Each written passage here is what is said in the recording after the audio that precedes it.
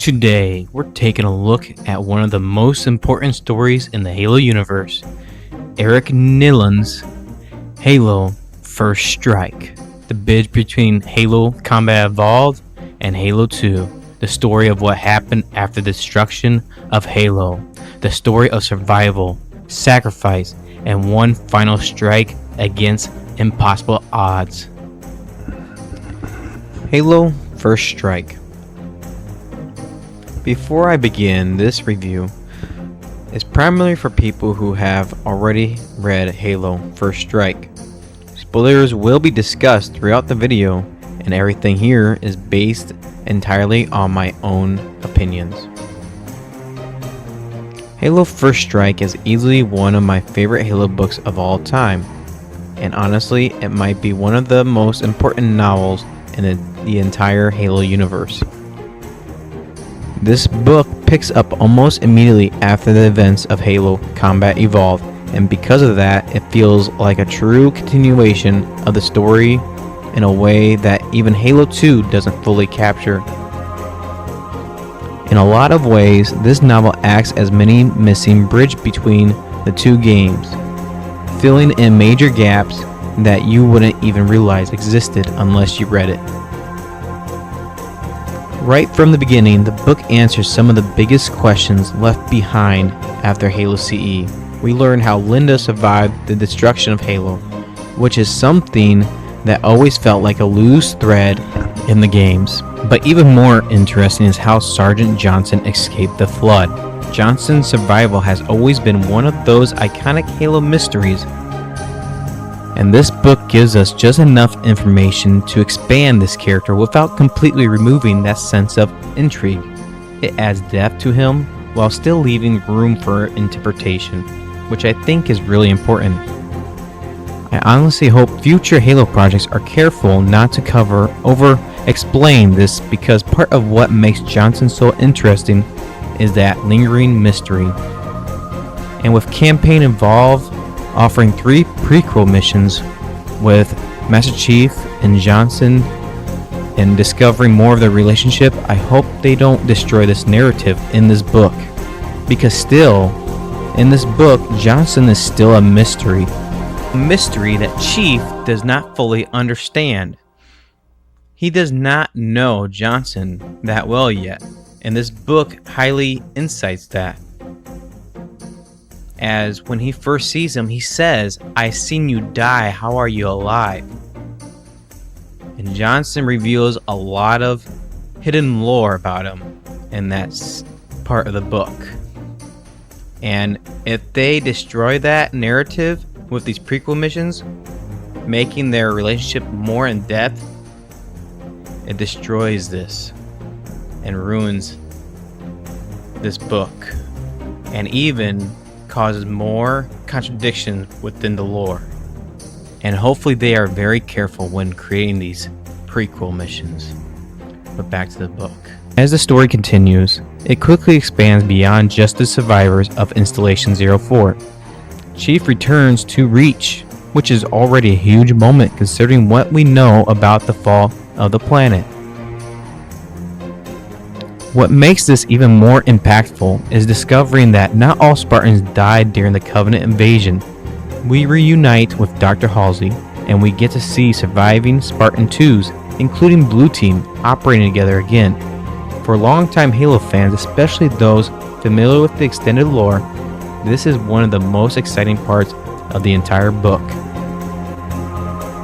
Seeing Blue Team in action alongside Chief adds a whole new layer to the story that the games don't really explore.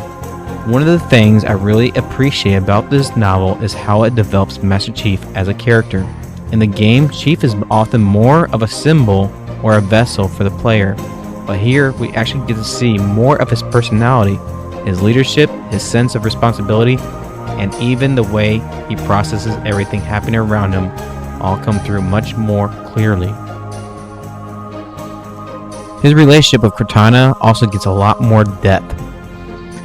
You can really see how much they rely on each other and how their bond continues to grow after everything they went through on Halo. Cortana herself has some standout moments in this book. The story starts to explore the consequences of everything she learned from Halo's systems and Covenant technology, and you can feel that something is changing with her. It adds a subtle layer of tension that becomes more important later in this series. It's not overdone, but it's definitely there if you're paying attention. Another major strength of First Strike is how much it expands the larger Halo universe. We get a deeper look into the Covenant, the state of the UNSC after the fall of Reach, and just how desperate Imne's situation really is. The scale of the war feels much bigger here, and you start to understand just how close humanity is to losing everything. The mission itself eventually becomes one of the most important operations of the war, and it helps explain why Master Chief is being celebrated at the beginning of Halo 2. Without this book, the transition feels a lot more abrupt. The action throughout the novel is also a huge highlight. There's a great mix of space battles, ground combat, and classic Spartan moments that really capture what makes Halo so exciting. The pacing is generally very strong, and it keeps you engaged from start to finish. There are multiple set pieces that feel like they could easily be turned into missions in a Halo game, which is something I kept thinking about while reading. That being said, I do have some criticism. My biggest issue with the book is that many of the character deaths feel predictable. When certain new characters are introduced, it becomes pretty obvious early on that they probably aren't going to make it to the end of the story. Because of that, some of the emotional impact is lost. Instead of being shocked or deeply affected by their deaths, I often found myself expecting them long before they actually happened. It made it harder to fully connect with some of those characters, which is a bit disappointing considering how strong the rest of the story is. I also think that because the book is trying to cover so much ground, connecting Halo CE to Halo 2, expanding the universe, and developing multiple characters, some moments don't get as much time to breathe as they could have. It's not a major issue, but there are definitely points where I wish certain scenes or characters' interactions were explored a little more. Even with those criticisms, though they don't take away from how strong this book is overall, the story is engaging, the action is memorable, and the way it connects the events of Halo combat involved to Halo 2 is incredibly important to the overall Halo narrative. Halo First Strike remains one of the best books in the original Halo series, and one of the most essential pieces of Halo lore. It fills in major gaps between the games, gives us deeper insight into Master Chief and Cortana, brings Blue Team into the spotlight, and delivers a ton of exciting moments along the way. I would honestly love to see parts of this book adapted into future Halo projects, whether that's through a series of a movie or even playable missions in a game. There's just too much great material here to leave it only in novel form. And for this, my final score for this book is 9 out of 10. A fantastic bridge between Halo Combat Evolved and Halo 2 with great action, strong lore, and memorable moments.